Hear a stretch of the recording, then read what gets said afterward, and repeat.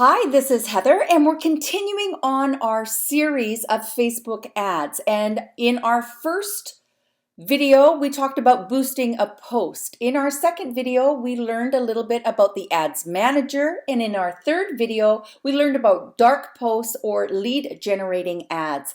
And now for our fourth video in this series, we are going to talk about analyzing your ads and looking at their performance. Now, there's a couple of reasons for this.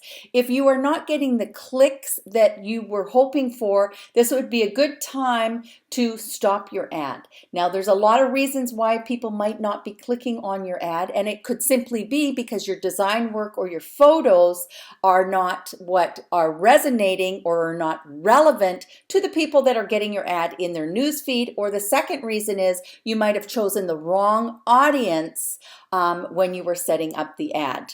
Now, it's a really good idea to give your ads at least 3 or 4 days to start working, because in the first few days, Facebook is learning about your ad, because in most cases we are choosing a bid idea for your ads to be up against competition of other ads that are similar to the type of ad that you're running. So you're actually in competition with other ads to be seen or placed when you're running ads on Facebook. So you want to open up your Ads Manager, and as you recall in the other videos, we'd click the green Create to create a new ad. But in this case, what we're doing is we want to look at our ads and see how they are performing. And a lot of times you can just simply click on the ad and it will give you a quick overview, such as your bid strategy is the lowest for link clicks, how much clicks you've already had. These are really good metrics. Your reach, your impressions, and at any time that you do not know what something means, just put your cursor on top of that word and you'll see that Facebook says to you impressions, the number of times your ads were on screen. It doesn't mean that if someone actually saw it. So you want to watch for what really counts is the actions that people are taking, the engagement, the clicks, the likes, the comments, but more importantly, the clicks to the link that lead people to your website. Now, if you put your cursor over where you've named your ad, and this is something I would just want to reiterate, is your ads should all have a name, because once you have more than 2 or 3 ads running, it will become very difficult to know which ad is which if you haven't given it a specific name. So you can click on the inspect. You can click on the view charts. And if you notice when I click on view charts, Facebook gives you a lot of different things that you can look at. You can look at the performance, which shows day over day how your ad is performing. And you can look at the demographics, so that are the people, the men, the women, and they also have a category as unknown on here. Couple of things when we're using Facebook ads that I like to keep top of mind is just because your ad is predominantly focused on, let's say, someone over the age of 60, say it's a retirement property or age-restricted property that you are marketing right now, you have to remember that these people that are of that age, over 60, a lot of times have children that are in their 30s and 40s, and these children know what their parents are looking for, when they're moving, all these details, what their shopping habits are. That's why when I create a specific ad on Facebook, I create the visual and I create the language in the text for that ad to specifically talk to the market that I'm targeting. But don't forget that this is all about friends and family Facebook, and we know what our friends are up to. We know when someone's looking for a property or going to sell their house. So when you create content, yes, we don't want to blanket the entire world on Facebook. We want to speak directly to a specific market, but it can also be seen by people outside of what we have targeted. I guess that's a little bit of a confusing way to say what I want to say is, yes, everyone can be your audience, but I really believe when you're creating content, you want to specifically talk to one segment. You could create an ad that speaks to the children of the people that are perfect for this property. So there's a lot of different ways that you can look at it. Don't get stuck on any one way. Then you can click on placement, and this shows you where your ad is being placed. Now this particular ad is a carousel ad, so you can see it's not going to be placed on Instagram and Messenger and Audience Network, but it's predominantly performing right here on Facebook, and that's what I want to see. If you notice over to the right, it says mobile and desktop. If I click here and I say desktop only, it shows me how many people have seen it on the desktop, well over 200. Let's click on mobile, and what a difference, hey? It's gone up to 2,500 when we look at it this way.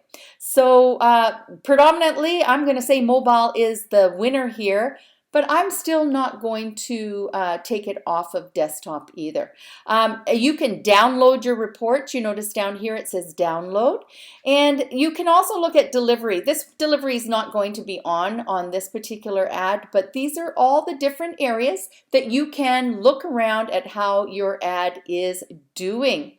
And then it looks at the cost, then it gives you an idea of your ad. And so I really love looking at the metrics. I'll tell you another metric that is really important, and this is here. This is my quality ranking, my engagement ranking, and my conversion rate ranking. Now, these two are above average, and it used to be 0 to 10 you were scored. Now they've changed it to be below average, average, or above average. So my quality of my ad is actually below. I'm in the bottom 10% of all ads. But on my engagement, people are engaging with this ad, and I'm above average. And my conversion, getting people to convert, which is getting them to take an action, is actually really well. So I win 2 out of the 3 categories here, so I'm quite happy with that. It shows me how much I've spent, when my ad is going to end, and right here it has the frequency. Now frequency is really important when you are running an ad for, let's say, 30 days. And here's why. How many times is your ad going through someone's newsfeed in front of their eyeballs? And once this frequency hits about 3, I'm definitely going to stop my ad because I don't want to annoy people. Now, even if I haven't finished selling my product or my service, what I would do is I would create a new visual, a new photos for this particular ad, and I would rewrite the text. So when it comes through someone's newsfeed again, it feels and looks different, and you're not probably at this point going to upset people. And I like the unique clicks, and if you don't understand what something means, once again, you put your cursor up here, and then Facebook tells you that the number of people who performed a link click is what unique link clicks means. Now you might be asking yourself, how did I get all of this set up so you could see it? Because when you first look at your ads, none of this stuff is here, right? So what you have to actually do is go into your columns here where it says performance, scroll all the way to the bottom and click on customize your columns. And it is in here that you can choose what is important to you. And there are a lot of metrics. You can look to the left-hand side. You can look at performance through engagement, conversions, settings. There are so many different ways that you can analyze your ad that you could actually be here for days. So you figure out what's most important for you, for your business, for whoever you're running the ads for. You go ahead and you click on the box, and then it will appear over here in your columns. You then take this and you drag it up to the top if you want it to be closer to the top. You notice that these things that I'm clicking on right now were near the end when I was looking at them. So you can just rearrange them. You have to click save the preset, and then you would, when you click the save the preset, you would give it a name, type a name in there. And that's basically, once you hit apply, is how I'm getting all these things up here that I look at that I think are important. If my ad was running below average on all three of these, I would consider stopping it, not wasting my money, and redoing the visual, because whatever I created obviously was not resonating, was not relevant for the audience that it was going in front of. Now, if I think the text is fantastic and the visual is fantastic, then I'm going to have to choose a different audience, because the audience I chose is not responding to my ad for the money that I'm spending.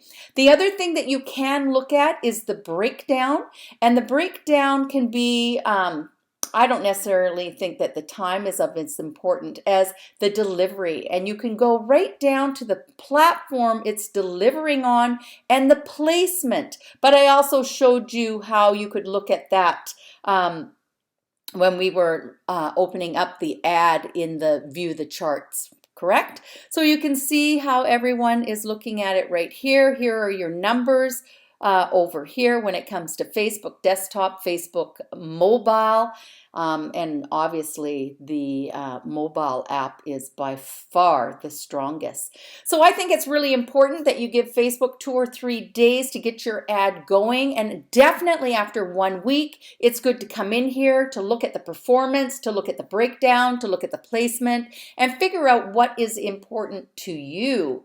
If your ad is running for more than 30 days, just to recap, I think it's important that you look at the frequency that that ad is going in front of the eyeballs of the consumer, because once it hits 3, it's a good time to stop your ad, recreate the visual, recreate the audience if you need to. And this is basically how you can look at all your ads and how they're performing on Facebook. You just click the little X's where it says one selected, and you can go back to your ads manager where you can look at your other ads that you have running as well. So lots of metrics, lots of reports that you can print off, and lots of information to help you get better and better at running ads here on Facebook. I hope that this tutorial, this series, is helping you to become even better at running ads and getting your products and service seen by the right people. Let's remember, everyone, keep it simple.